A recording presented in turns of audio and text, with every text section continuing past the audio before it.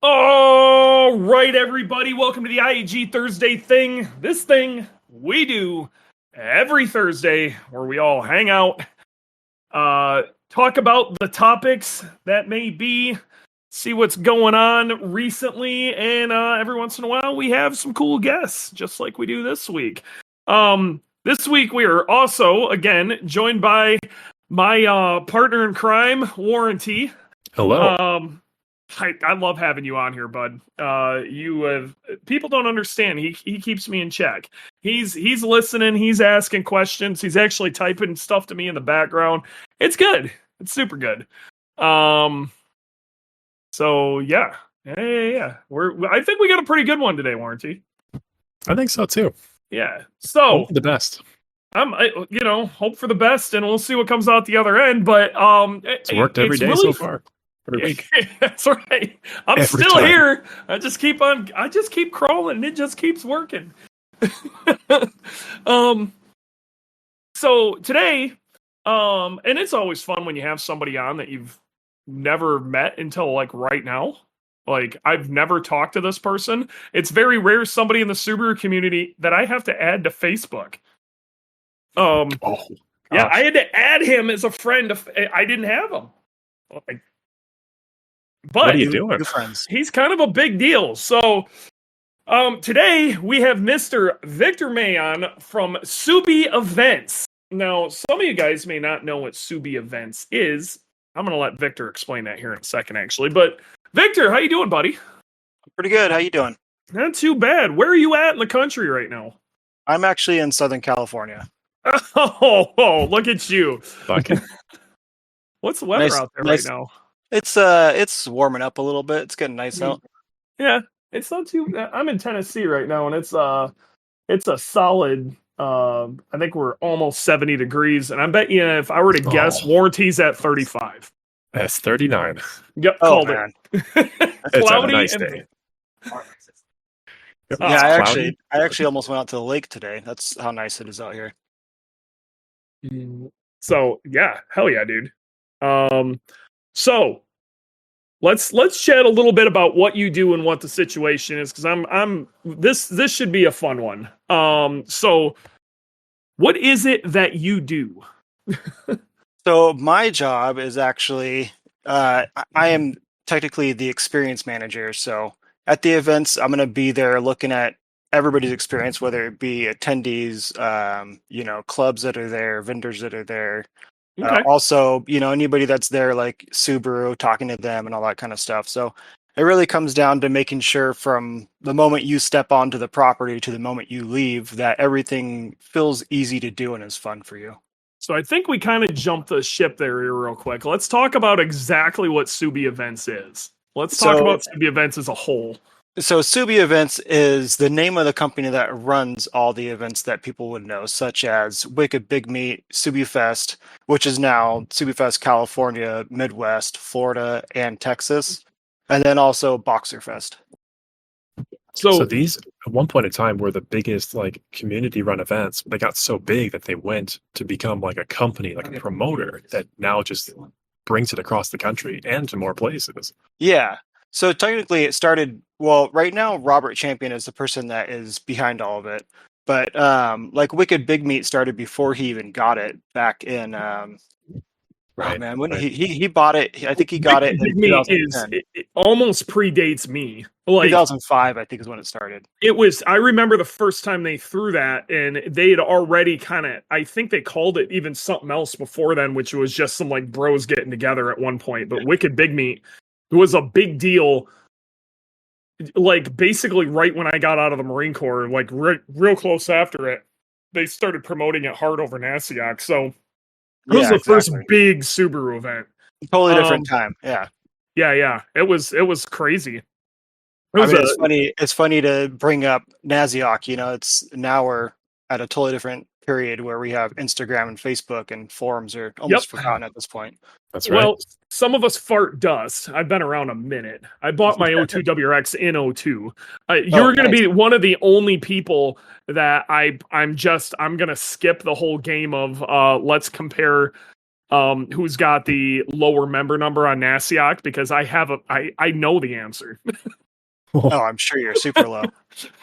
I just fart dust. I'm just old. Doesn't make me good. It makes me old.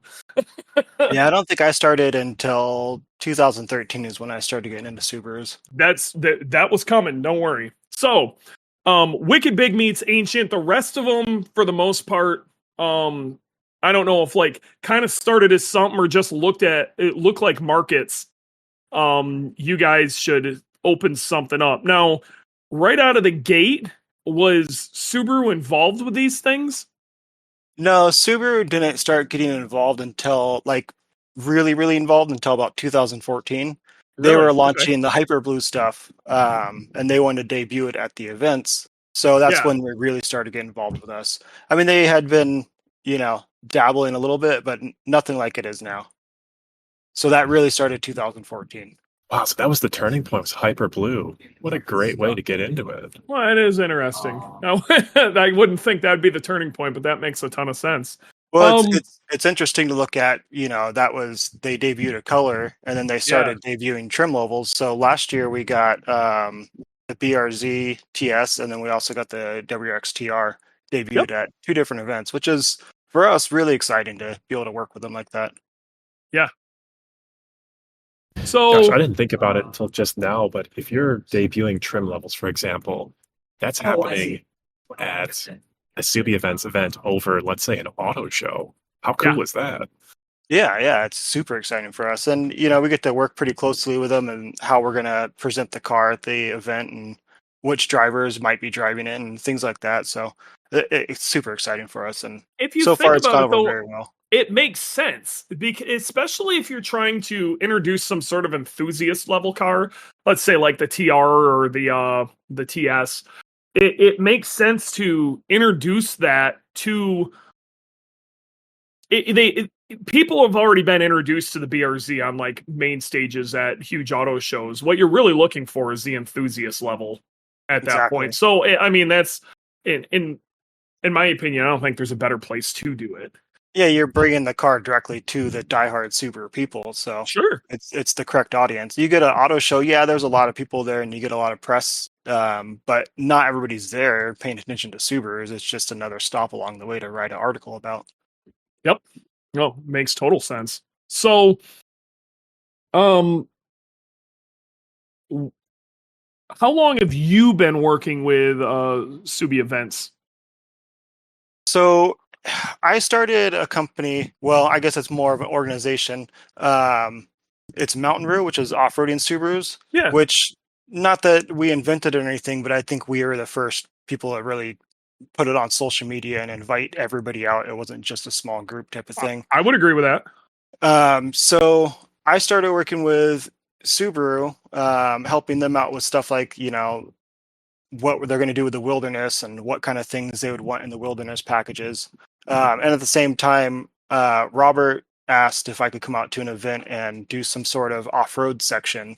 And that was in 2017. So 2017, I had my own thing in California. 2018, I started traveling with the team to do off-road sections and other events. And it just kept growing from there. So it really went from me helping out with the off-road section to really helping out with the entire event, and then eventually becoming the position that I have now. Okay. So you're basically the Mountain Roo guy. Is that fair to say? Yes. How did Mountain Roo get started? Like, let's take one step further back. Let's talk about how you got into Subarus and then how Mountain Roo happened, I guess. Like, what got you into Subarus, then what took you down that path? I'm interested to know where you came from. So to start from even maybe before Subarus, I've always been a car person. So I've been into like 240s and stuff like that in the drifting scene. Sure. But I also really liked camping, and I used to drive Jeeps and stuff. But the thing about a Jeep is you want to go camping. It's a Jeep, exactly. By the time you get there, you spend so much money in gas. I would end up just driving my daily driver, which was a Mazda 3 at the time. But I would never be able to get to exactly where I wanted to go because I didn't want to just camp in like your typical camping spot. Yeah. So eventually my roommate, she bought a WRX and she bought it and it was lowered 1 inch. And she was like, I can't drive this thing. I could barely get over speed bumps. Can you put it back to stock? So went on Nasiox, started searching around, and I was like, I could fit Forester stuff on this, it looks like.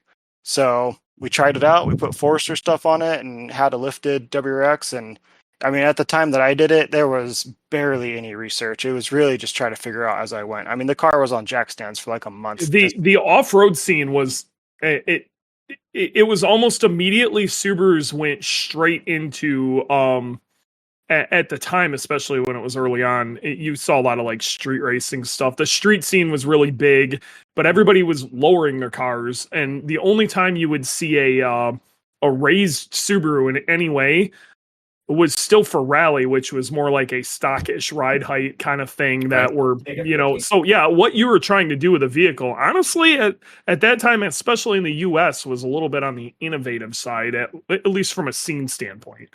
Yeah. As from a scene standpoint, it was super fun because nothing was off the shelf. It was a community of people telling their secrets and their errors and what works. So I had a blast with it, and that's always been my favorite thing about cars. Is I've always been into like old 240Zs and stuff like that, just because it's everything's unique. You don't see the same thing over and over.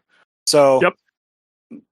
Basically, once I got into the car of my friend's car and started working on it, I was just like blown away at the Subaru's setup, and I would much rather work on Japanese cars than American cars because Jeeps were not fun. So yeah, that was 2013. Her and I started camping in it all the time. We loved the car, and then I kind of just wanted to share that more with people. So in 2015, I started Mountain Ruin. That blew up like within a year. It was way bigger than I thought it would be. It went from just another little car meet club thing, which I had done with 240s and stuff like that, like caravanning to Formula D and stuff like that.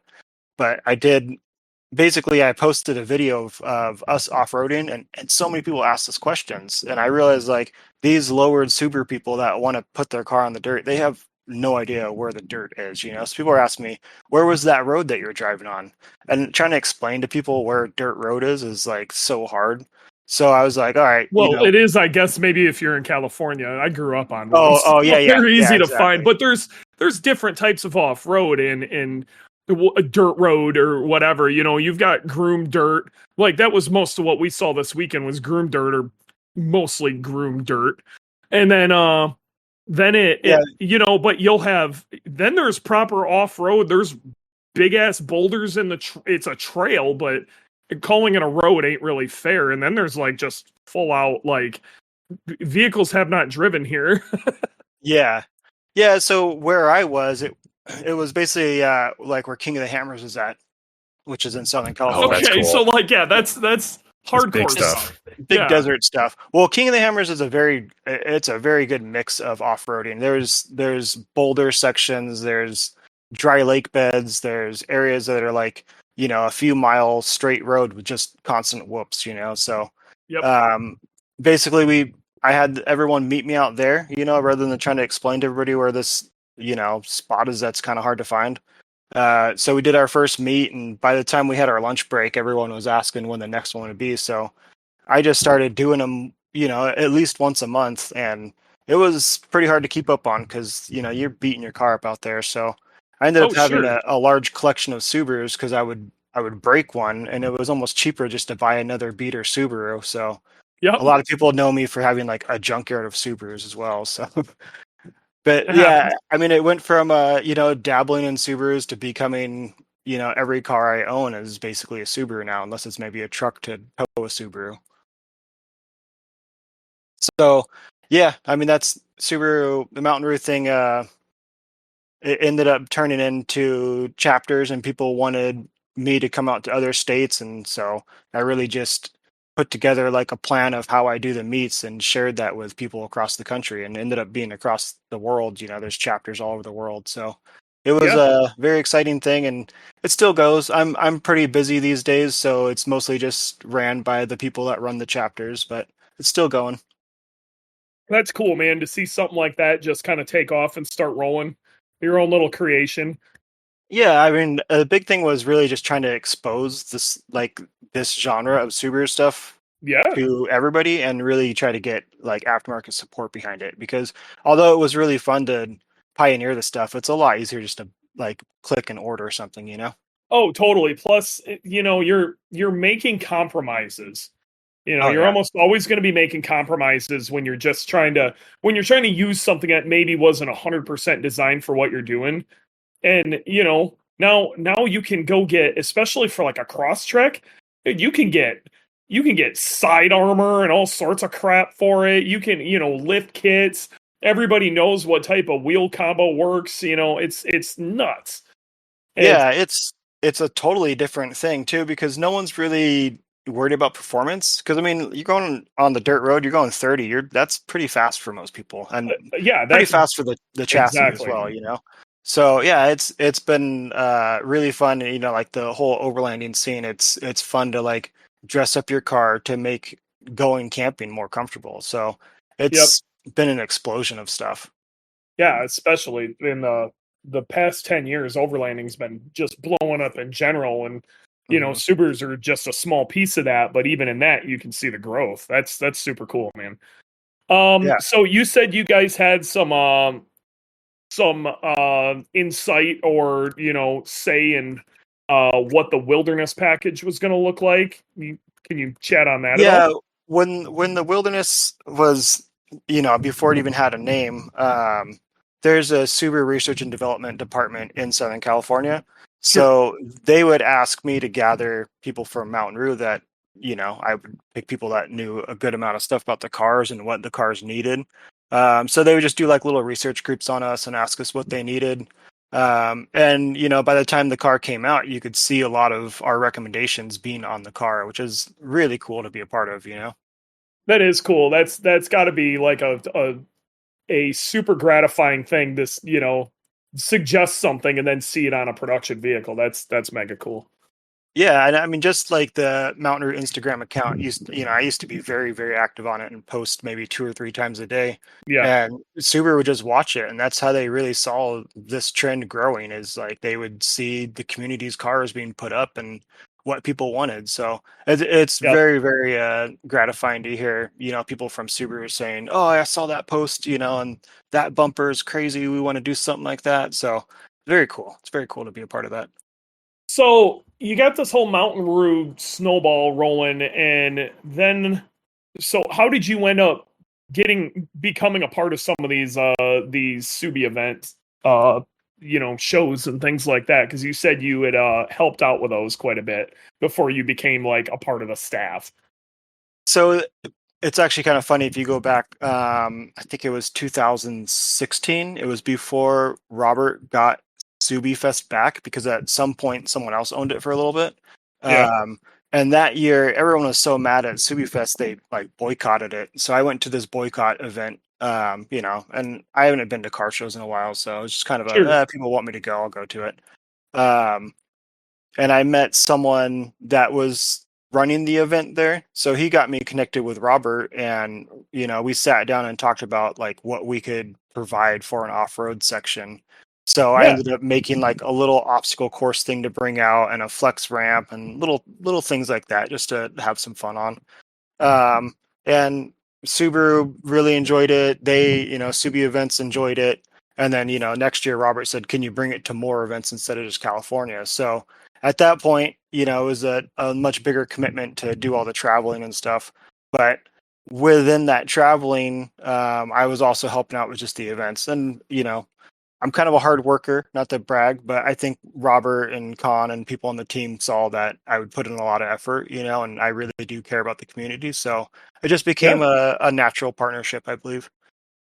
No, I think that's cool, man. And then so it just grew into there, and then I'm assuming you started helping out at more events, and then you're all over the damn country, and then at a certain point, it's a kind of shit or get off the pot. I need to be a part of this or not, So Yeah, sort of. I took a break for, I mean, COVID happened, so that was a huge like I was knockout gonna of. get to that. Like, how did you guys deal with the whole pandemic thing? I mean, I'm pretty sure because this is it's hard to have a Subaru event, or any sort of car event if you can't get a bunch of any cars together. So I run around with Grid Life. My whole thing is time attack and whatever, and it was amazing how they managed to weather that storm with how Grid Life is such a social thing. But man, it was a constant dance. I mean, it's really hard. I mean, we're basically partnered with Subaru, so we have to be very aware of what's going on. Yeah. So it's not like we could just openly invite people out to something when it's such a scary time to invite people out. Like we didn't know what was going on. So for that year, we didn't have any events except for we had Subie Fest California. It had like a drive-through event. No one got out of their car. We set up basically the Subaru display and really just some Mountain Roo cars out there, and that was it. That's actually kind of cool if you think about it. Yeah, like it's like a drive-through car event. Exactly. I mean, you got to do whatever you can in that situation. I mean, yeah, it was trying to bring something to the people. I mean, at the time, like everyone was stuck indoors, so like although it seems maybe a little gimmicky now, at the time it was fun, And we figured we're going to have such a long line of cars. Let's try to set the record for the most Subarus in a parade, basically. And we did set the record. We had Guinness out there, and that was a whole nother thing working with like the Guinness record stuff.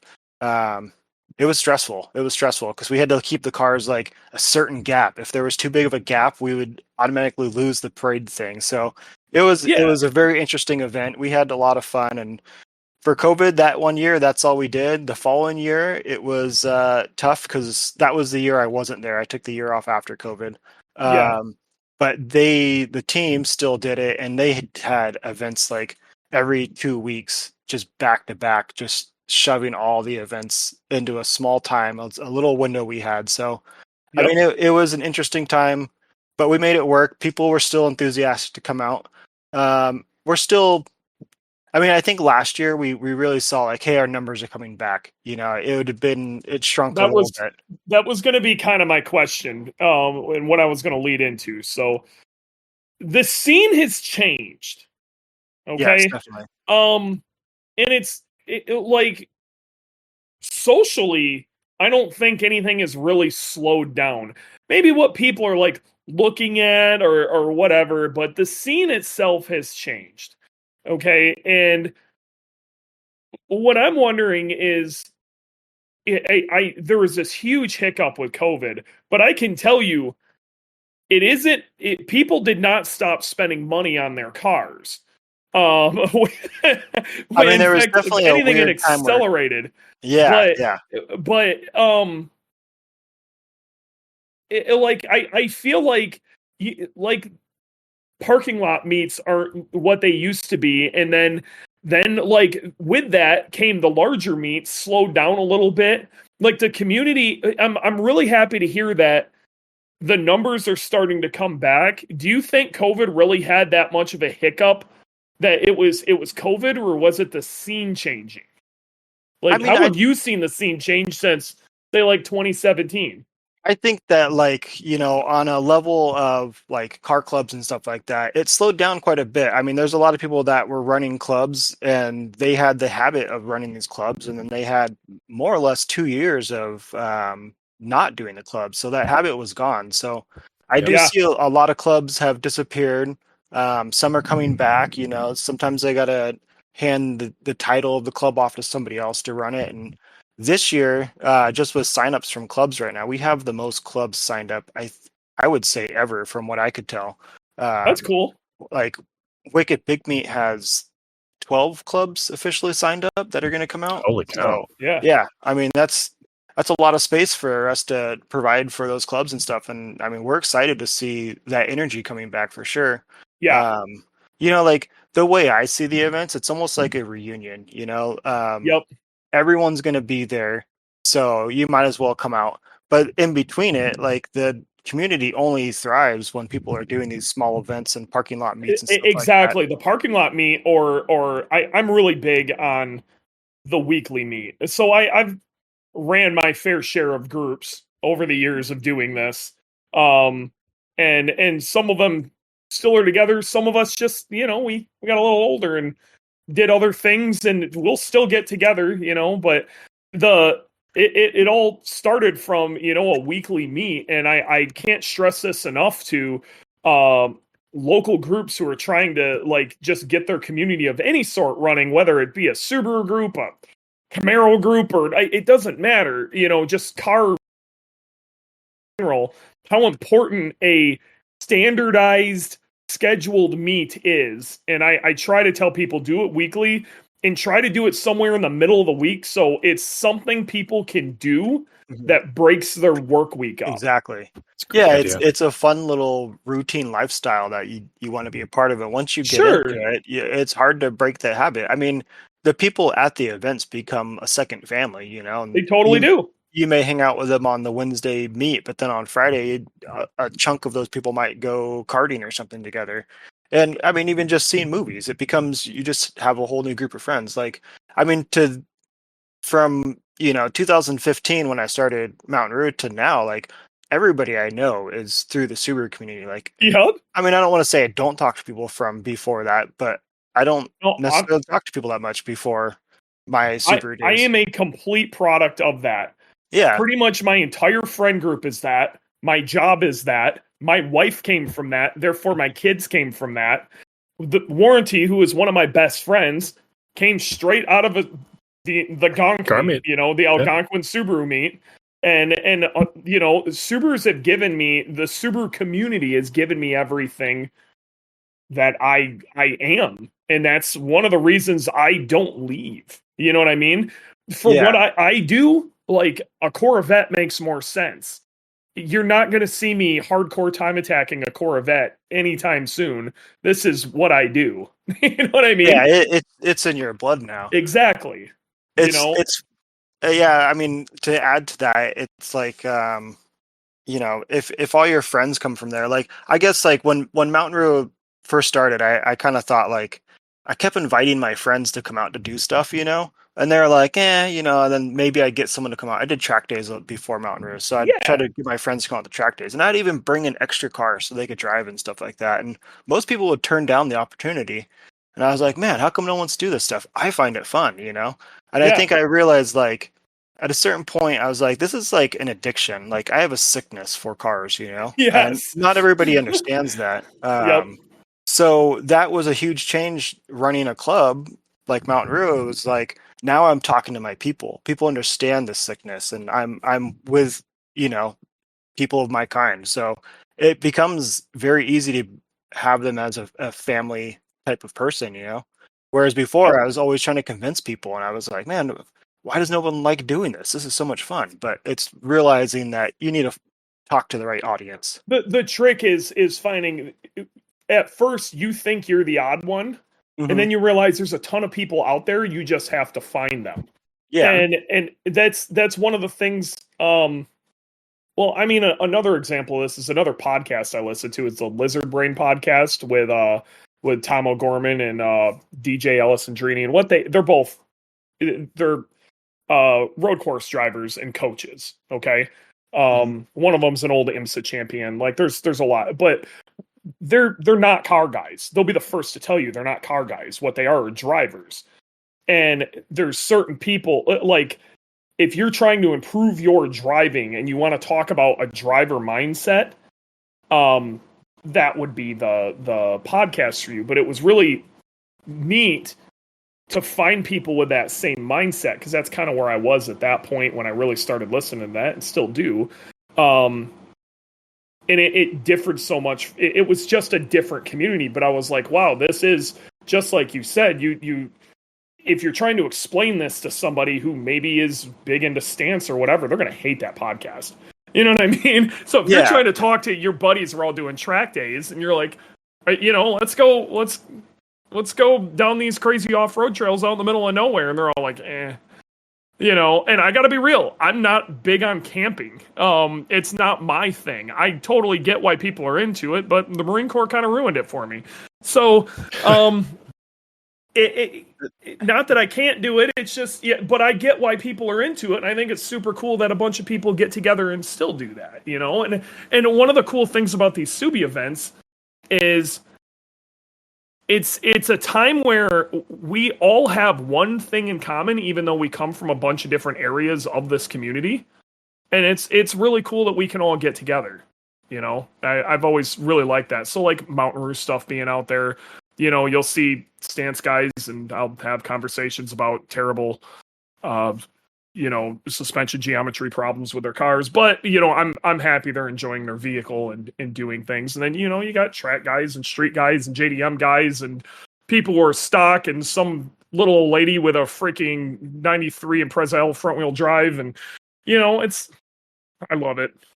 Yeah, it's I love the fun. whole thing. I mean, especially in, you know, like it seems like since COVID, there's been so much like people are put into boxes, you know. If you're talking on a forum or, you know, some kind of chat thing, you automatically get put into a box. Whereas at these events, those boxes are put aside. Everyone's there just enjoying Subarus. And I mean, it's been around for a long time, but I think it's almost more unique in these days to have a community like that means so much to you. And like you were saying, I mean, there's people of different generations. I mean, we have people bringing out, I think it's in Wicked Big Meat. This lady brings out like, you know, an 81 GL, and she's had it since day one. And it's awesome. And then they're surrounded by a bunch of people with like, you know, big turbo STIs looking at this GL like, this is sick. Yeah, you exactly.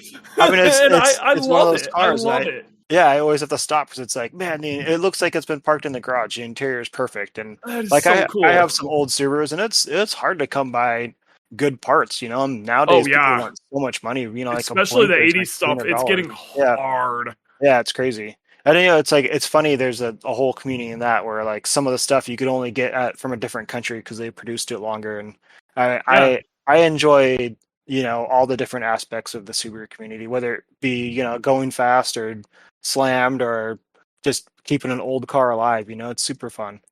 I think some of that comes with age, and some of that also, like, the more you get out, the more you talk to people, you're just happy everybody's enjoying their car. You know what I mean? Some of that comes, I'm not going to lie. I've been pretty standoffish when it comes to things like stance. Okay. And to a certain degree, I still am, but it's, for the most part, it's just really cool to see how diverse our community is, and honestly, how small our community is, but how much of an insane turnout, like, some of these events pull. I mean, I'm sure. Do you have the numbers on last year's Wicked Big Meat? Like, it was pretty damn big. Big Meat last year was 7,200. That's not a small amount. No, and you know what's crazy is like our returns for people that come back the following year, you know, like a few years back altogether, it's like maybe 30-35% people return. So I mean, a massive percentage of those numbers coming out is their first time ever coming out to an event. So yeah, it's crazy. I mean, like, you think about if all those people came back every year, it would be in the 10,000s easily, you know? Yeah. And, so go ahead. You know, that could happen. I've got some ideas on how you guys could improve these events. I don't know if you guys want to hear them or not. Oh, I mean, we're always open to ideas. I mean, getting more people together is awesome. It's a challenge. Like last year, we had some of the biggest turnout of vendors, and we were getting pretty tight on some space in some events. So I think, you know, if we grow, we need to maybe look at different venues. I think your venues need to change. Yeah, for sure. We're getting pretty maxed out on them. In some spaces, like Boxer Fest is a big one. Like, it's cramped. Yeah. Boxer Fest is getting cramped. Yeah. Not that I love that event. The first time I went to it was a couple of years ago. It really kind of works out for me because it tends to be the Sunday after the Lime Rock event for Grid Life. So I'm usually I'm on my way back from that, so I could take the race car there and show it at the IAG booth, and it works out really good. And it's just covered in old rubber and gross, and that makes a race car great. Yeah. Yeah, that event's getting packed. There's other venues that maybe you've tried or, you know, maybe need to be thinking. But I got to be real, guys. I'm going to say this, and I'm not the only one saying it. It's going to take somebody from you guys' side to do this. but I really wish you would look at SubieNats over in Australia and copy that damn format. Let's do something like Pit Race, where they've got a giant parking lot. You know, it's still in the Midwest with a bunch of big cities not too far away. And you guys, like, we double up an event. Then we have the pissing match for Time Attack. If you guys ran a Time Attack event there, would be insane. It's close enough to the crazy ass Canadians. You know, you'd have all the big Time Attack shops bring cars out. You know, we could bring all sorts of shit out. You could do. It would be nuts. SubieNats is the SubieNats. It's like the event. Yeah, they call it SubieNats. And that's in, what did you say, Australia? Yeah, it's Australia. Now, they really they go really hard into Time Attack, okay? And that's not for everybody. But if you guys were to add some sort of side competition to this, what you're going to get is people who will want to come back year over year because you have something that's changing. It's not going to be a lot of the same cars year after year. You know, it even gives something for them to maybe aspire to try to do. Plus, you're going to get some of these shops who maybe are more oriented in the performance side of this versus, you know, selling parts or whatever. You're always going to get IAG. We love going to these events for a few different reasons. The biggest one is we really just like to be able to talk to all these people. Okay, and it's one of my favorite parts of these events is being able to talk to people. And I don't think you should replace any events unless maybe they need some help. Man, most of these tracks, they have giant paddocks that would be super easy to get these cars to. And you'd have tons of places to park people, all the bathrooms you need. They even have concessions at a lot of them. You know, and if you guys, I'm just going to throw this out there, you probably could have a conversation with the guys at Grid Life and they could help make something happen. I'm just saying. Yeah, I think what Grid Life is doing is a great example of like a festival that involves a lot of motorsports as well as vendors and everything. And Chris was super excited about the concept because they also do this thing called what is Honda? What do they call it? Honda Meet? What is the Honda event called? I thought it was just Honda Meet. I think it's called Honda Meet. It's basically they don't like talking about it because they're trying to actually make it shrink. Okay, because it has gotten too popular and they don't want to move it. But what they just ran out Gingerman. It's a Honda, quote unquote Honda only event. There's some OGs who aren't Hondas anymore and still show up to it, but he wanted to kind of copy that concept with Subarus. And you know, some people have tried it in. It's going to need somebody who understands how to run a large event like that to make that happen. You know, and I'm telling you, man, I can't stress it enough. It would work. It would. You should see the amount of Subarus at these Grid Life events now, especially with a BRZ FT86, you know, GR86. Yeah, that community, we're not hitting hard enough from the all-wheel drive Subaru community. Let's call it pre-BRZ and post-BRZ or whatever, or pre-VA and post-VA. That community, they kind of took a slightly different path. You know, it's especially if they got a Toyota badge, they feel a little weird. Mm-hmm. If we were to make them feel a little more at home, I think you'd get a ton of them. I really do. Yeah. I mean, at our autocrosses at the events, we do allow Toyotas to come out, but I mean, it's a Subaru event. So how many ears are actually hearing us invite them out, you know? So we're not promoting in Toyota groups and stuff like that. Mm-hmm. But yeah, I think, I mean, it's an idea that we definitely have talked about. The challenge is, you know, how many Subarus are going to come out. But if you're saying, you know, Grid Life's got tons of them, then I'll prove. I will show you the numbers. And we as the kind of a Subaru, just go to Track Subies on Facebook, my guy. Yeah, we were killing it in there, and they give them like this goal, you know, and give them a place to have a pilgrimage to, like, and make the pissing match. I know that sounds kind of ridiculous and almost counterintuitive, but one time a year there should be a little bit of Subaru on Subaru violence. And a real chummy, let's hold hands and hug at the end of it, proper competition way. But once a year there should be an event where it's if you have a Subaru, a fast Subaru, you need to be at this thing. It'd be even better if there was a drag strip too, and then we just blow the whole damn thing out. But if you were to I don't know of the proper venue for that, but I'm telling you, when I went to pit race a couple of years ago, and Subie Speed failed miserably trying to run this event. I'm just gonna say it for what it was. When they didn't promote it to the last second, it got dropped down through like 10 different people. It already showed potential in just that. But that venue is in the perfect spot, and it would hold a Subaru, like an event the size of what you guys run, plus some, no problem. It would be sick. That was the Midwest event you're talking about? No, it was. The venue? It was called. Yeah. Pit race is. It's in around Pittsburgh. All right, I'm taking notes. Yep. It was called the Flat 4 Throwdown, and like I said, it was a disaster for a lot of reasons that weren't due to the event.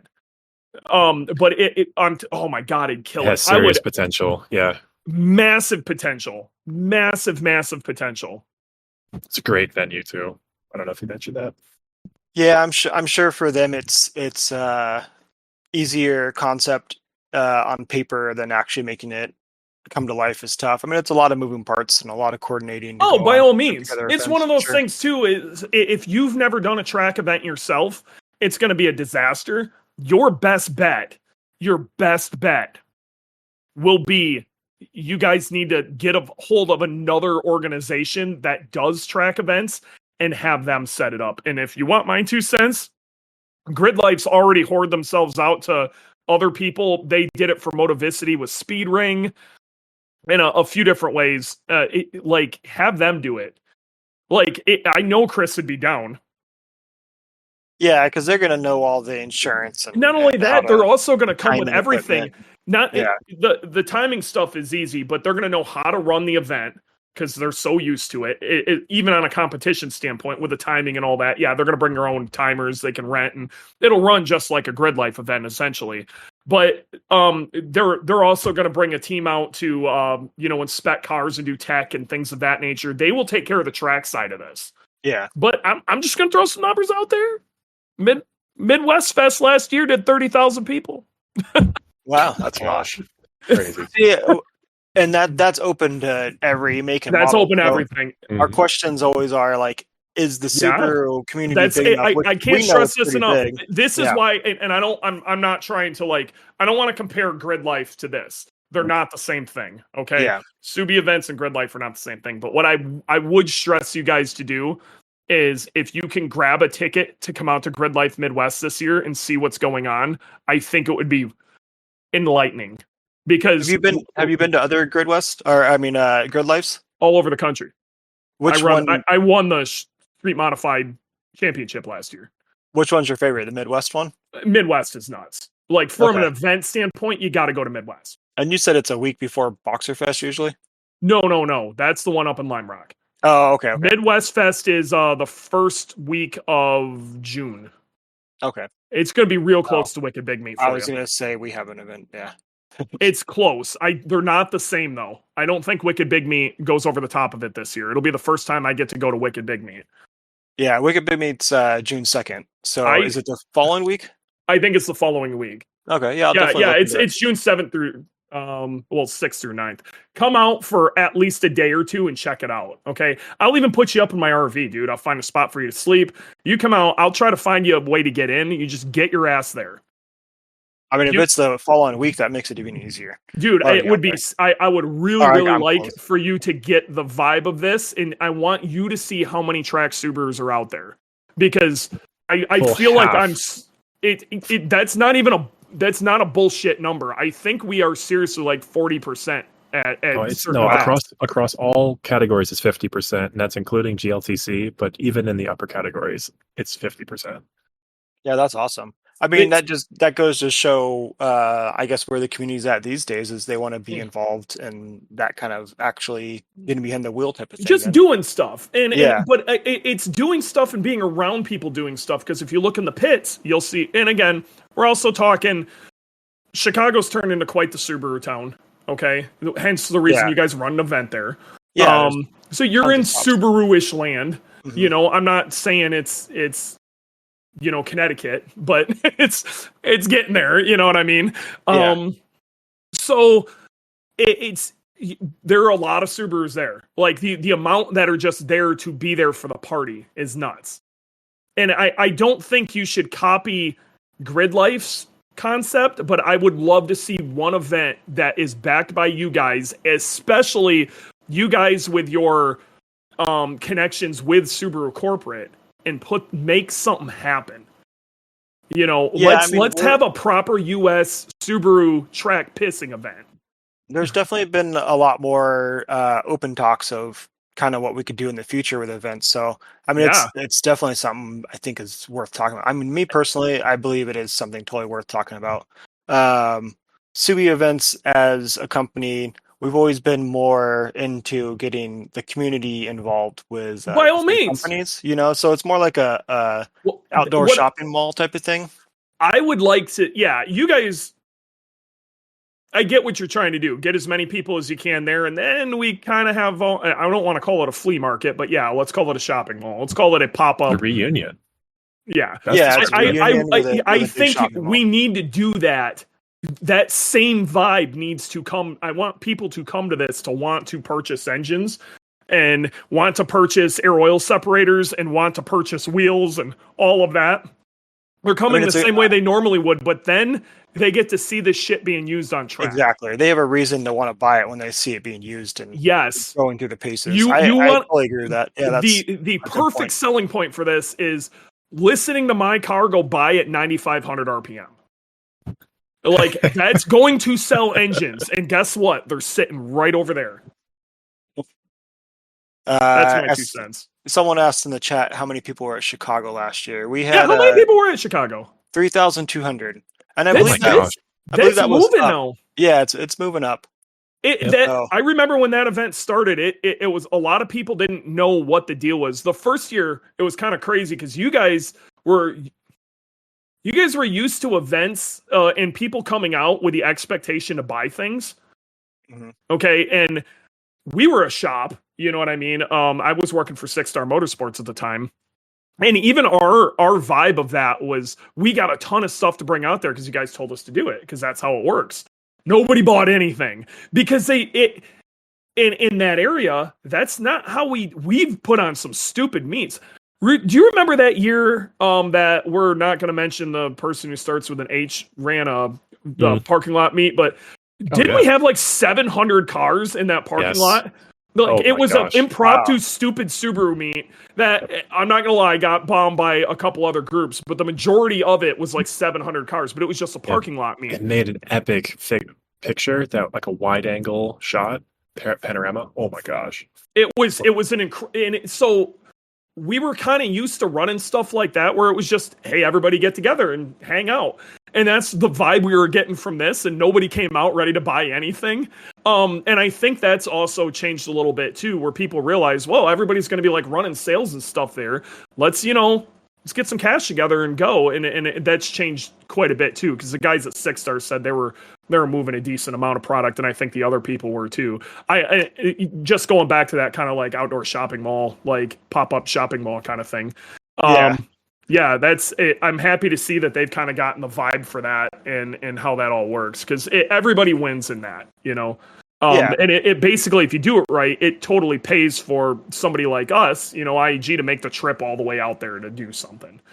Yeah, that's also a challenge is for a lot of these companies to come out to these, you know, basically a tour of events. What can they come out to? Is it worth their time and money?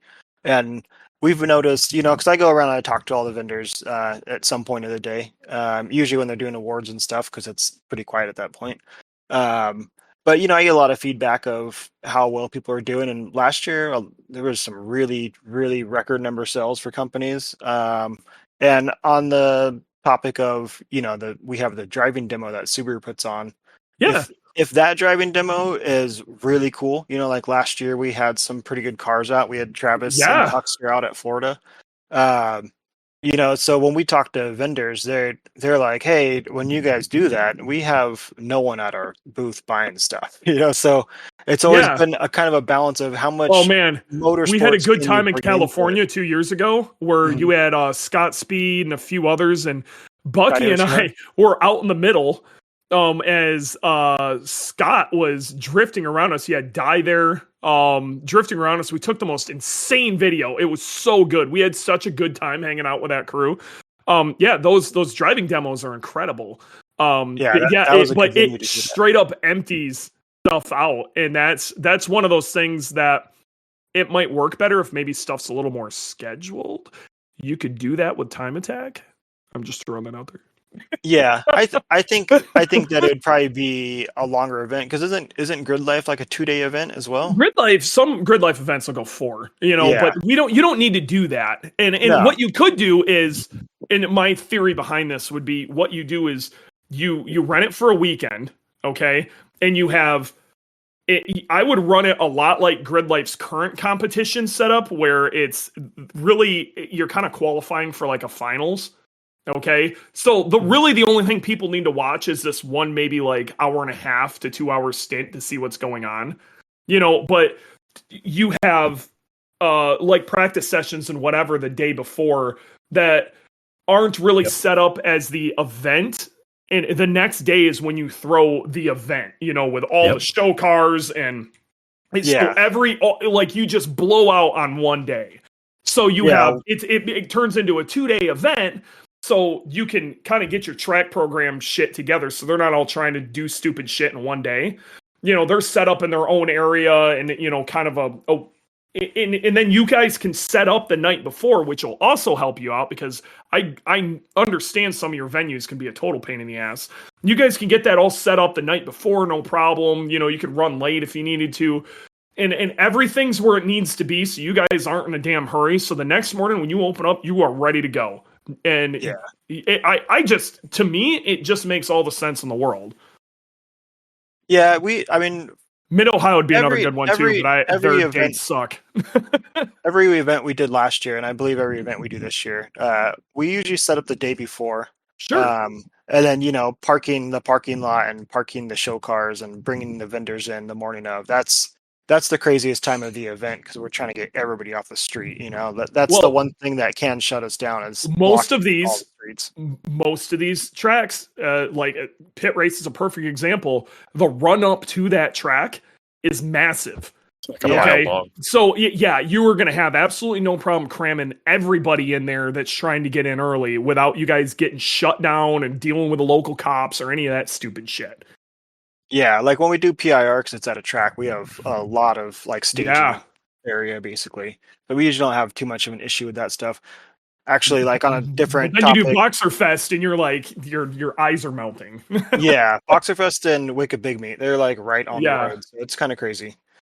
But I mean, it all works. I mean, it's nice that we have a solid team. A lot of the people have been on the team for a long time, and they know what to do, and everything moves pretty smoothly. I mean, as smooth as we could get it to go.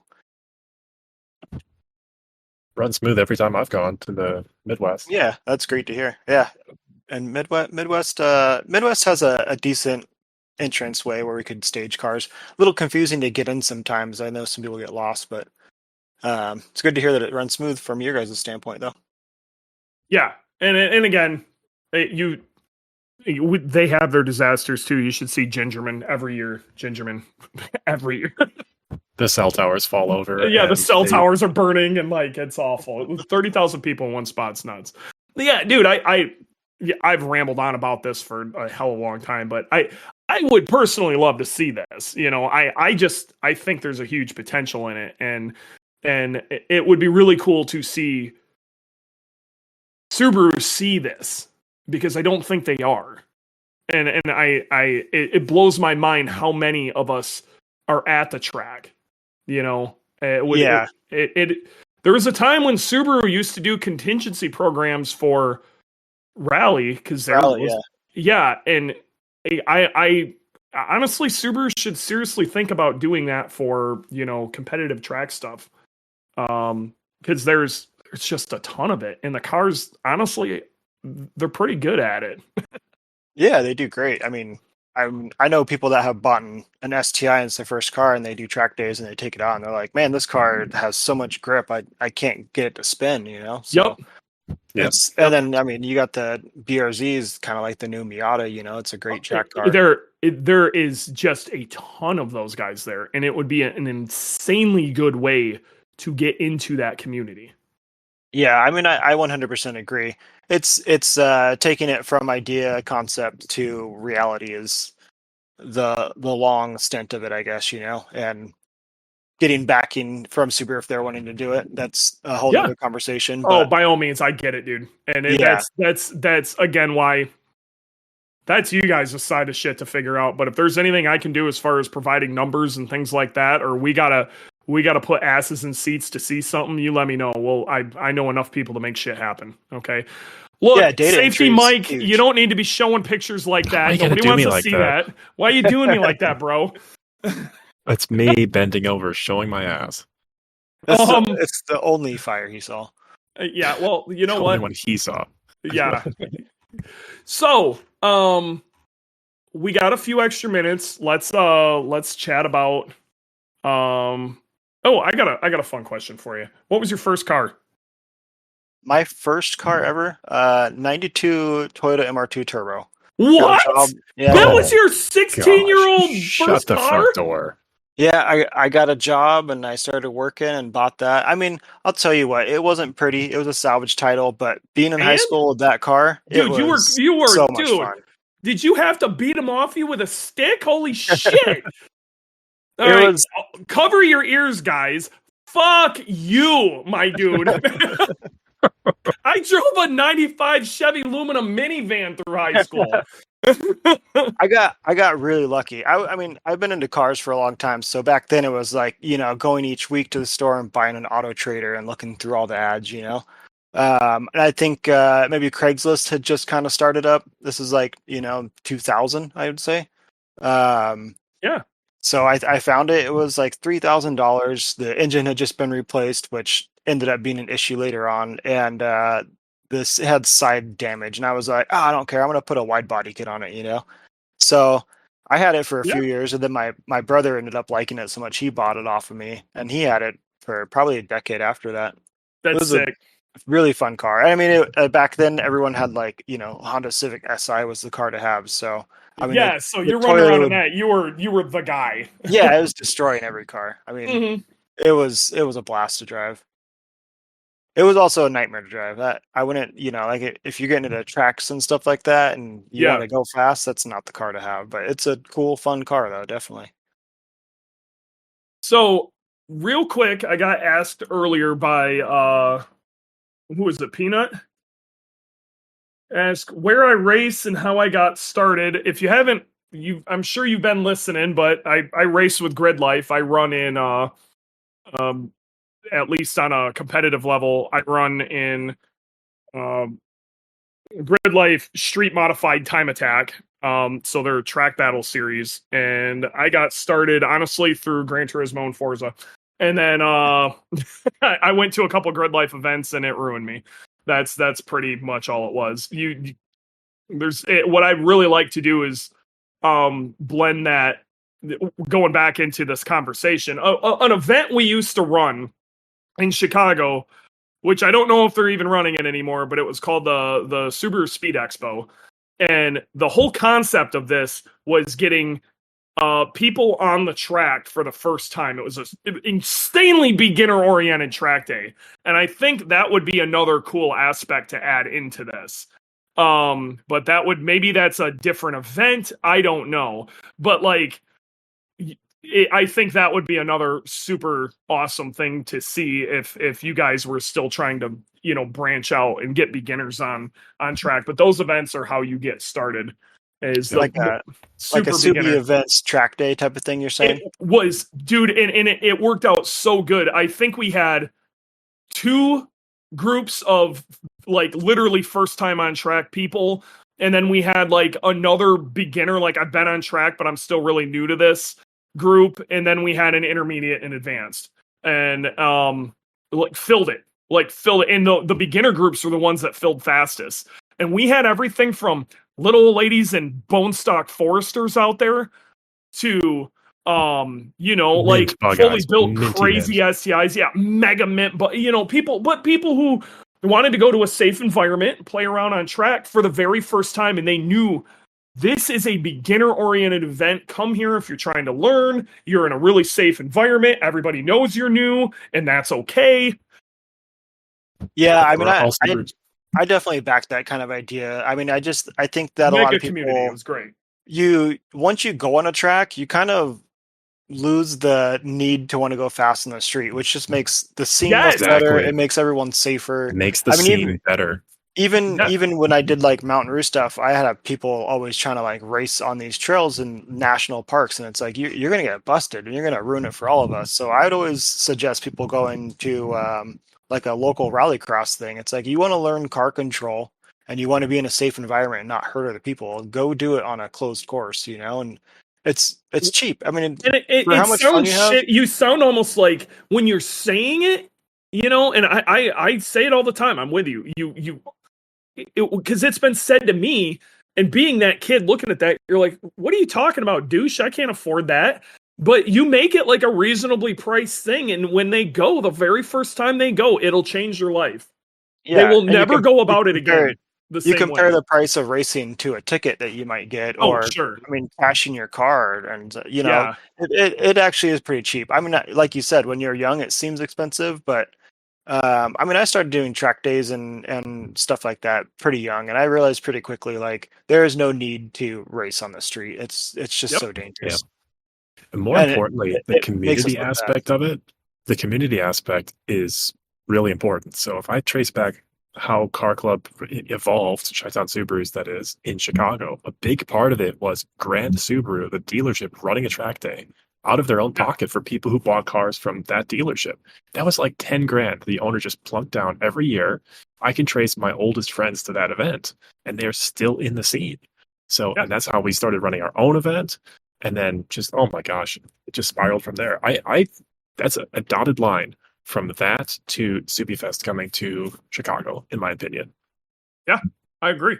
I totally agree with that. That's I mean, bringing up the point that a dealership or retailer backed it is a good note to add to. I mean, like, the ideas that you guys are throwing out there, I have them written down. It's ideas that we want to talk about, and in the comments, if you guys got your own ideas too, start plunking them down. Give him, if you want to see something at some of these events, now's your chance. I want to hear it. This was just one guy's opinion. I'm sure he wants to hear it. So yeah, it's great to have different ideas. I mean, like, we think we may have thought of everything, but you never know until you hear it. And then, I mean, in your case, you're not only talking about what would be a good idea, but also examples of what to look into, because when it comes down to it, you need data and all that kind of stuff behind it. Yeah. An idea is great, but when you're having money put behind it, you need to prove that money is going to go somewhere. Especially when it's this kind of money. People think, renting a track ain't cheap. Okay. No. And you're kind of putting your neck out there with a whole lot of money. So there's a good picture of 2023 Subaru Speed Expo. So that was last year. That was just last year.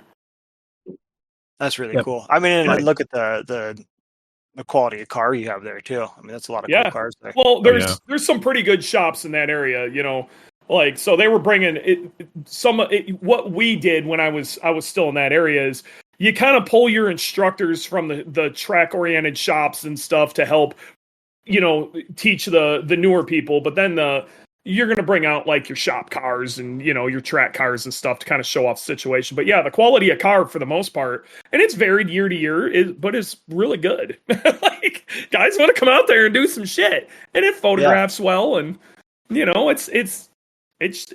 how great would it be if, like, let's say you get the, I don't know, the Air Slayer doing a lap, people would lose their shit. Even the oh my gosh, like, I would lose my shit. How people would lose their shit if they started comparing times to Air Slayer to Boogie. Like, how nuts would that be? Yeah.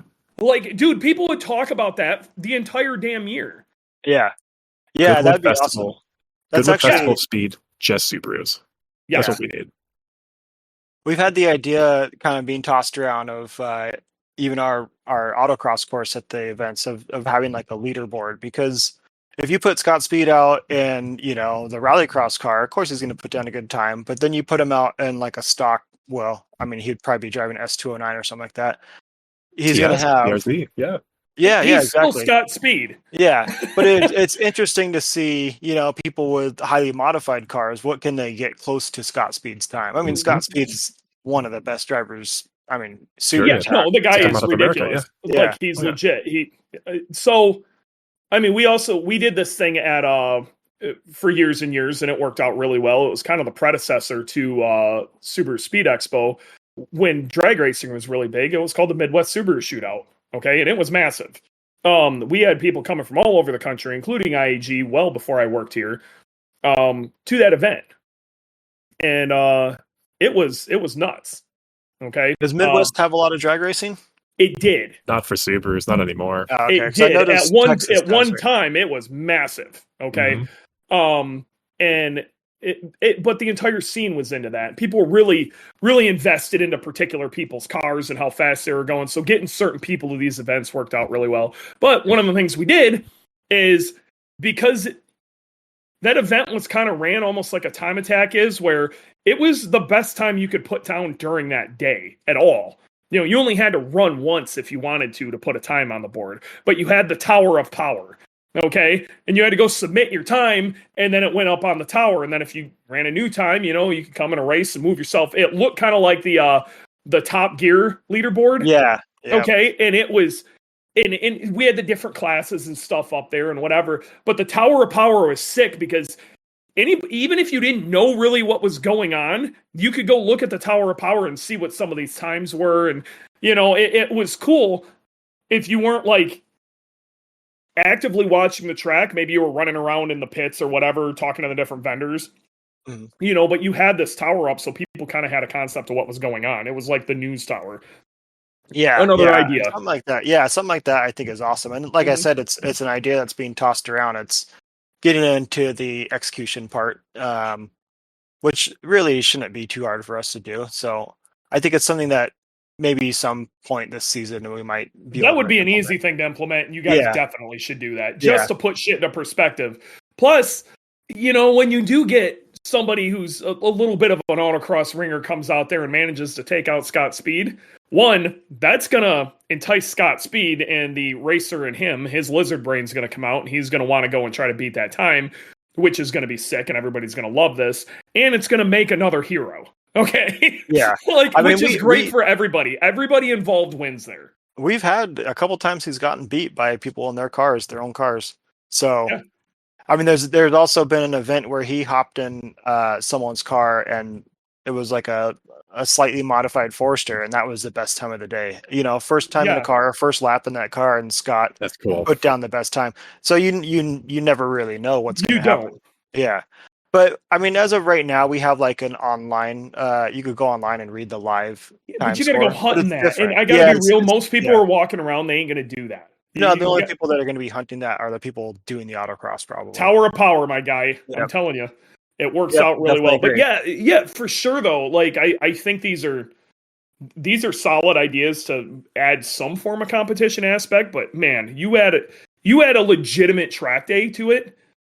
Especially if you were to do like a proper time attack, like Air Slayer and Unlimited would be nuts. People would be losing their shit. And not only that, you would have, like I said, the Canadians would come down with their Can Jam would bring their crazy ass car, and you might get Turn-In Concepts, would pull their time attack car out of retirement. And then we've got Dan Kroll with the car we're putting together right now.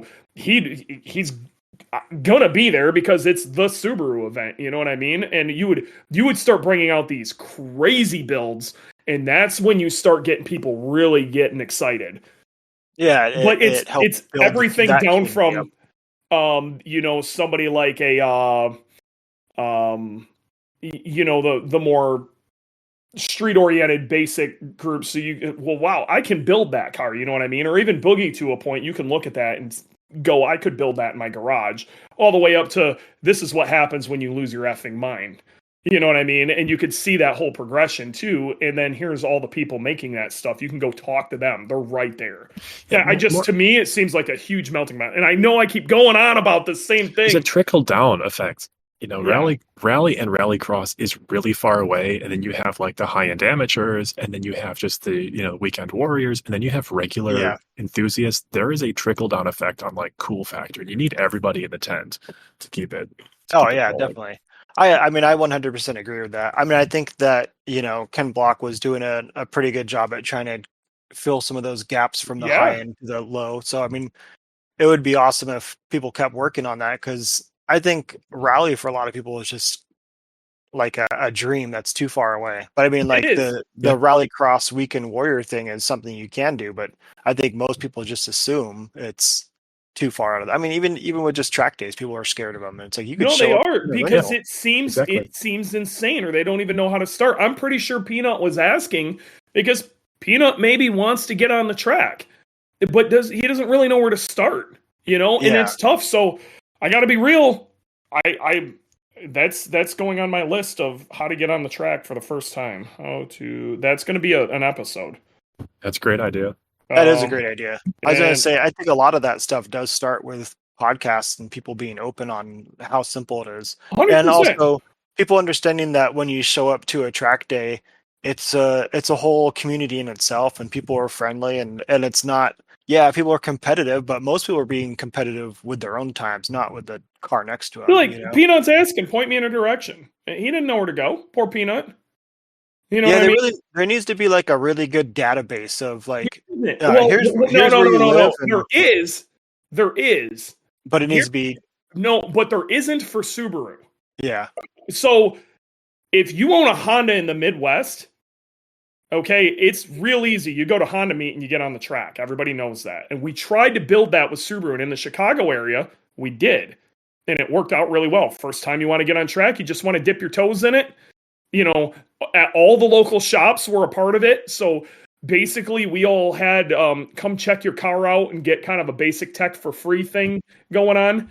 And they would show up and we'd take a look at their car and go, hey, you should probably at least get some brake pads or whatever, and we'd get that started, and that worked out real well. But like, I don't know where Peanut's at.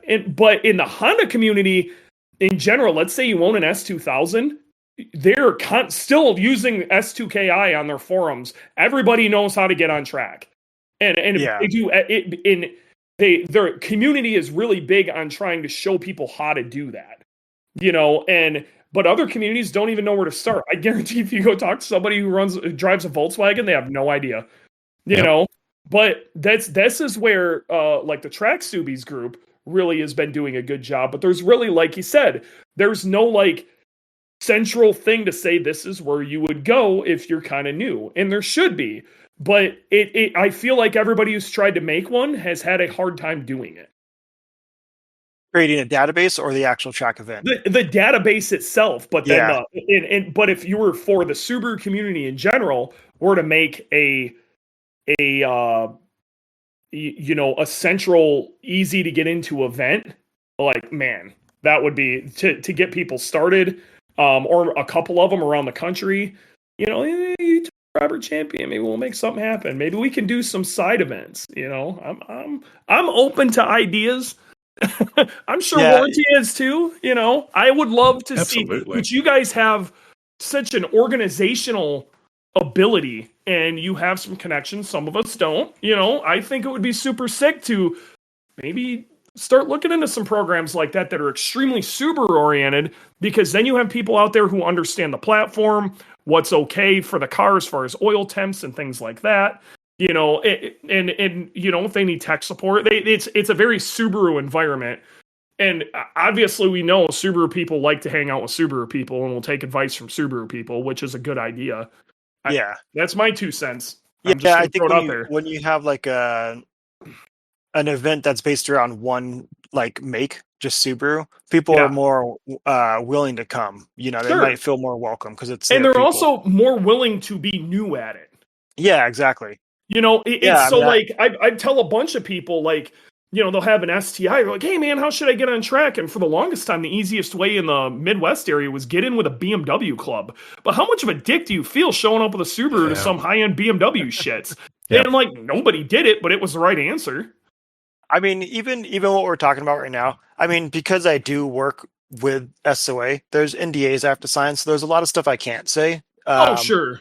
But, I mean, basically, a lot of things we have talked about have been brought up, and there's ways of us trying to move forward on stuff. It's making it all come to a head. You can always PM me if if you need things. I need numbers, I need a voice, I need a poll of what people think. NDA, I'm sure. Like, I'll NDA myself right into the dirt, but if you need help with that, I can help with that. When it comes to track-oriented Subarus, at least in the United States, you can't take a piss within 10 feet of it and me not smell it. So yeah. Yeah, I mean, just you even brought up like what kind of oil temperatures you should have and stuff like that. That's great data to add too. Sure. Some kind of database.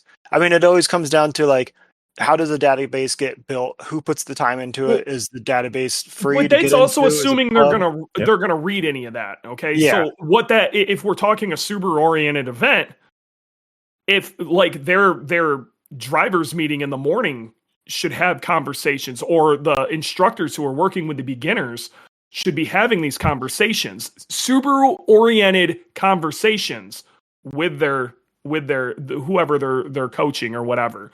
Like it needs to be very directed on a Subaru level, not just, I'm really good in a Miata. Well, your Miata stuff doesn't really translate because your car's indestructible and it makes 114 horsepower. I got a big point to add on this. So we've been talking a lot about, make bigger events, get more people into the community and just help them feel welcomed and point them in the right direction. Now we started talking about databases just now and how to get all that data organized. I grew up playing a lot of RuneScape, and one of the big things that took that game to the next level was a officially hosted wiki on where you put all of the information on this extremely complex, long-running game. So in concept, now that forums are dead and Facebook, these groups are private, there's a lot of bad information out there. I would love to see one clearinghouse, officially sponsored or otherwise, where we could go and say, what's an acceptable oil temperature? Whether it's a wiki, I don't want to maintain a wiki, but the concept is one place where people can say, this is the place where I get good information from. Pina, it wouldn't be on Reddit. It'd literally be its own wiki. But I think that's, Reddit's a little closer than Facebook, but there's still bad information on there too. It needs to be community driven, and we need to look at this all as a community. So I've looked into with Mountaineer because we have so many people like what tires fit, and it's like, well, what size lift are you putting on there, and are you willing to cut your fenders? And I started trying to create a database on Discord, but it was pretty tough to make happen. But I think, like you're saying, it has to be its own website. You have to have full programming control of how it's going to lay out and stuff. Yeah. And Robert is actually, I mean, that's why Subie Events works so well, is because Robert is a programmer. So everything runs through systems he's built. And I mean, I've seen the backside of his stuff. It's got AI, like it knows, don't ask this question unless they said this, and that's one of the reasons, like I said, why the system works so well and why someone like Subaru wants to work with us, because it's been working for years, So Robert is definitely a good person to have on it. Robert's just a very busy guy these days, but he might have downtime in the future, and that's something we totally work on. I know, like Scott, he's been working with teaching people how to drive and stuff, so I'm sure Scott would be very open to these kind of ideas. And same thing with Bucky. Bucky's very much into wanting to do some, rallycross stuff that's easier to obtain for people to get a part of it, So I think all these ideas are definitely things that need to be ironed out and will help the community. And one way or another, they definitely should happen. And it comes to connecting people, like even just getting information from you guys. This went from such a small conversation to such a big conversation. Like I'm stoked about it. It makes just this got huge. But I mean, I'm always into big ideas and making things more fun Yeah. for people. And when it comes to Subie events, we have our formula of stuff that works, and we try to test out new things and make things happen. But in the grand scheme of things, we're a pretty small team of people, and like Yeah. our backing from Subaru isn't as big as someone might think it is. But it is No. the backing. I mean, really, a huge That thing helps is a lot. it helps a lot. It helps get Goes the a word long out. way. Yeah, it Yeah, does you're go a long pulling way. in tens of thousands of people every year. Yeah, I mean, that's a good return on it definitely investment. greases the wheels, but it's not gonna. There's still the amount of work you guys have to put into making these events. I don't think people realize what goes into it. This is not a parking lot meet. Even Yeah, just as small as having to run around and get permits and stuff for everything is a massive job. Oh yeah, it's crazy. I mean, Yeah. the amount of money we got to put down to get these venues and stuff like that. I mean, all the venues are basically around the same price for us Yeah. to pay for. But you look at, Wicked Big Meat is getting 7,000, and then Texas was a new event last year. Texas actually did pretty well for its first year, 3,800 people. Subie Yeah. Fest, Florida, 34, Midwest, 32. So, it's the same amount that we put out, different amount coming back in, depending on locations, so they kind of even out, being that we're one organization. But it's a lot. I don't think people can understand or fathom how much goes into putting these events together and how much coordinating and talking back and forth happens just to make things happen. It's insane. And Yeah. I've been involved with events that were not even a quarter of the size of what you guys are talking, what you do all the time. And it was a full-time job that, especially if you have another full-time job, it's crazy. So, yeah. So yeah, it's nuts, man. It's nuts. And I do want you to know, and you can tell this to the rest of the team, we as a community, and I'm going to speak for the community here because I've been around long enough to be able to do that. We appreciate it. We really do. Like, if it isn't for you guys, like, you, in a way, you're kind of a part of the nervous system of this community. If these meets mean a lot, especially for the regional areas, it's a big deal. And I don't want it to ever come across, because I did harp on for a very long time about, we should do a track thing, and I've been screaming about it for years. It's not to, take away from anything you guys have already done, because you've done some absolutely amazing stuff, especially with some of the cards that have been dealt. Yeah, I mean, we could definitely see that you guys appreciate it, and I mean, we see the community appreciates it, and I don't take offense to it at all. Like, you have your passion of doing track stuff, so why not try to explore that? I mean, in my aspect of off-roading, I had people like asking, can we do more with the off-roading stuff? And it's all stuff that we would love to do. It's just trying to make it actually work in the long run. But the difference is 8 years ago when I was screaming about this, didn't have the numbers to back it up. Now I do. Yeah. Well, and like I said earlier, like, if we could get people to return year after year, which is kind of like you were saying, like, you have to have a reason for people to return, but also those returns will then in the long run fund us to do bigger things at the events, So it's all a growing thing. And, I think the team's probably bigger now than it has been, and like the last 2 years, it's been bigger than it has been in a long time. So there's plenty of room for growth. So like I said, my thing is experience manager. So like the topics you're bringing up, that's part of the experience. So like I have tons of notes and ideas of stuff we would like to push forward. It's just growing to that point. So everybody that comes out to the events and supports it helps us support the growth that we could then return back to you guys. Yes. So that's an extremely good point. And I want to make sure everybody really, really hears what he just said. Okay. Find that in the 2 hours of conversation. you have to go to these events, okay, for there to be more events. Like, when you say, I think I'm going to skip this year, that you're just one person, you're just one vote, whatever, it hurts. It hurts a lot. Like, you personally have to make the effort to go to these events, and not only that, promote your friends to go to these events. The more you go to these events, the more you cram a ton of people in a certain area to where they can't fit. That just means bigger venues and cooler shit. Okay? Exactly. Like, You cram these things full, make plans around these events, go to these events. You have to support your community for there to be a community. So, and again, you guys, you do what you can to promote it, but when in the end of the day, it comes down to, the organic traffic and individuals out there, spreading this, one person telling 5 people at a parking lot meet, Yeah. And I mean, I think compared to, some other events, I mean, I'm not going to name drop any events, but like everybody that is on the team and runs these events, they all are Subaru enthusiasts, so we all want to see it grow as much as you guys do. And I mean, we keep doing these events. I mean, it's a lot of work for us to travel to all these events, but we come back year after year and work. Sure. But now let's have a conversation. Let's be real about this. Okay. You're not going to get rich doing this. No. Okay, I mean, you know that, so you're here as an enthusiast. I'm not saying that you're like, you're in the poorhouse by any means, but you're not going to get rich by doing this. Like, this isn't like a lifetime career job. It's do it as long as you can. Oh, sorry, someone's speeding by. That might have been loud. Do it as long as you can and enjoy it and spread, what you enjoy about the community.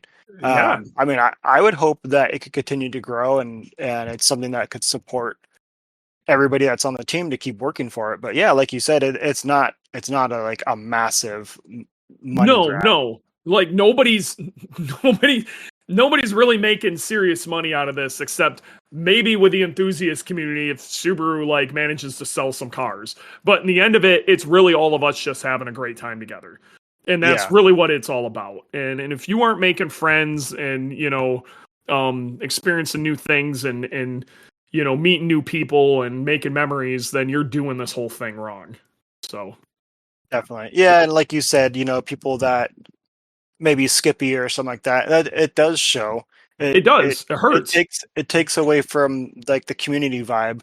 And I feel like, we were kind of talking about earlier how COVID kind of messed up that whole community vibe. So if this is the thing that you come to and then all of a sudden you're like, I need more. And then next week you host another event, like that continues to grow the community. So like, we definitely much like want to support any community stuff. That's why we have club booths and stuff like that and try to promote with clubs, because we really do appreciate everybody keeping the community going.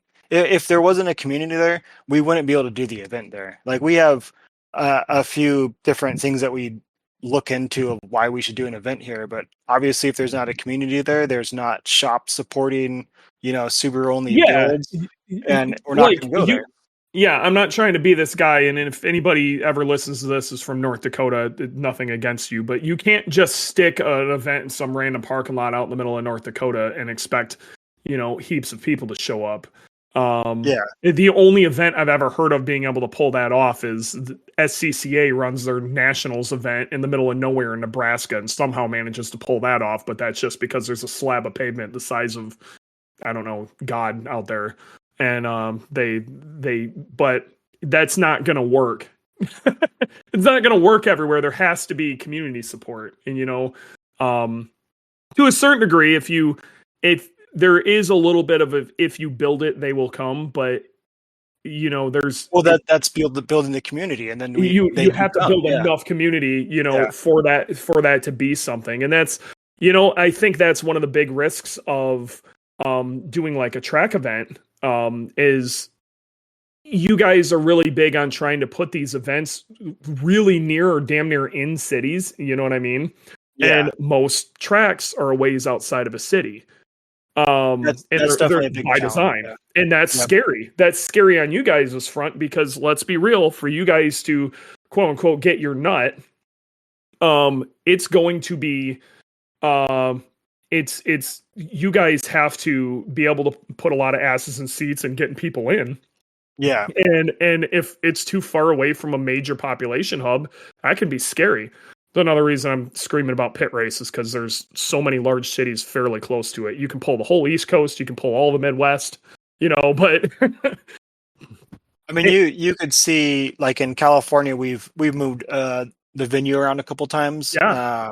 Just from complications, not that it's necessarily what we want to do. No, sure. But I mean, we see the further we get from LA, the smaller the attendance usually is. And, Yeah. you know, a lot of people that they wake up the morning of and they're like, should I go to that event? And they decide right then they're going to go or they're not going to go. Not every, Yeah, you know, and if it's real easy if it's 20 minutes away, it's a lot harder if it's 2 hours. exactly. Yeah. So it's a pre-planned thing. Are you going to get a hotel? You know, Yeah. so it becomes a much bigger thing. I mean, we do see a lot of people come from far away, and I mean, we really do appreciate that. And Yeah. it's like I said, it's starting to all come back. You know, we're seeing the numbers pick up. We're seeing the distance travel pick up. So hopefully it keeps growing. As far as like, you know, I'm aware of people wanting to come one year and then not come the next year, and it's very much like, well, what is there to do next year that wasn't there Yeah, this year? what is the new experience? And Yeah. that's kind of like one of the reasons I threw that out there is like the experience would be you get to go see a bunch of Subaru gladiators like duel it out. Yeah. And it's going to be different next year on who's going to spill whose guts. It's going to be great. So I think last year with Florida, we had Bucky and his, you know, was it a 2014 Subaru? Yeah, his rallycross car. Yeah, and then also the Air Slayers out there. Yep. And we also did the reveal of the TR. And when we did the reveal of the TR, we're like, hey, let's put microphones in the car so they could give some live feedback. Yeah. Well, that just carried on to the driving demo. Yeah. And it kind of woke up a thing where we're like, man, the crowd's really loving this. People are like laughing and having a good time. They're really a part of the driving experience. Oh, they love it, dude. And the more you could bring along for that, oh my god, dude, I got so many. I could talk for like 6 hours on this topic because I have so many crazy ideas on how you could get the crowd involved with this. I really, really do. Yeah. But that's like outside of the scope of what we're talking about today. But I would love to continue this conversation. And if you ever want to come back on, dude, I'd be stoked. We got to call it quits at some point. So. Okay. What I need from you is if somebody were to try to get a hold of Subie Events, you know, or whatever, see what Subaru events are coming on, how do they get a hold of you or get a hold of, you know, what's the best venues to see what's going on through you guys? If you type in Subie Fest, like in Google, it's going to pull up our website. And at the top of our website, it's going to have all the events that we do. So if you go to like Boxer Fest or Wicked Big Meat or Subie Fest, you're going to end up on the same page basically. And then you can find from the top, it's going to have all the events up there. Cool. This year, we do have Wicked Big Meat on June 2nd, which is a Sunday. Subie Fest California, which is August 4th, also a Sunday. Boxer Fest August 18th, which is also a Sunday. Subie Fest Midwest September 18th, that's also a Sunday. And Subie Fest Florida, that's October 5th, which is a Saturday, which is something we're starting to try to push towards more. Subie Fest Texas is October 19th, and that's also a Saturday. And if you need to know those actual locations, you can go on the website to any of those event names. If you need to email us, you could email us at info@SubieEvents or info at any of the event names. It all comes to the same place, basically. So if you need to get a hold of us about anything, whether it's joining the car show, getting in the autocross, or just any questions at all, you know, if you're looking to join up as a vendor or something like that, you could contact info and it'll all get directed to the correct place. Victor, this has been great. And honestly, I went into this podcast like a little worried. He was going to have nothing to talk about. That I was going to have nothing to talk about. And this turned into a great chat about community and big events and all sorts of stuff. This has been a pleasure. And we're definitely going to have you back on sometime. This was a ton of fun. And more conversations about just community and everything in general, because it's something that I'm really passionate about. You're obviously really passionate about. And we need the community to get more passionate about, because the community really matters. If it's just something us talking about something random and that sparks the flame for somebody, I mean, it's worth talking about it, you know. And if people need help, you know, contact us. Even if you want to get a hold of me, you can still contact that and I'll talk to you. I have time to do that. Like you said, I'm super community driven. That's why I'm on this team. You know, Robert saw that in me. So, you know, obviously most people think of me as off-roading, but, you know, I'm sure you understand if I started with an MR2, I'm just into cars. I'm into all cars, and no matter what you're doing with it, like there should be a community for it, and you should be sharing that with somebody. Exactly. And I love it. That's a great message, and that's the vibe for sure that we all need to be pushing for here. Well, thanks for having me on. I appreciate all the time that you guys have given me and all the ideas. And I'm going to go through and read the chat and try to see if I can get anything else to dig out. Yes, dude, please. And if you want to chat on the side, you need numbers. That offer is very, very real. That's not me just, showing. If you want to get into Grid Life Midwest, I will find a way to get you in. You can crash in my RV for the night. You need to experience that and see what's going on there, because you on my to-do list. So I'll take you up on it for sure. Because that's where they're expressing themselves now, which is a great place to express yourself. But I think there's a lot of room for community expression within the track, the Subaru track community. Like I truly believe we need our own thing, and it'd be sick. So I'm definitely behind that. Sick. This was great, and it's been real. It's been fun. It's been real fun, and we will see you guys next week.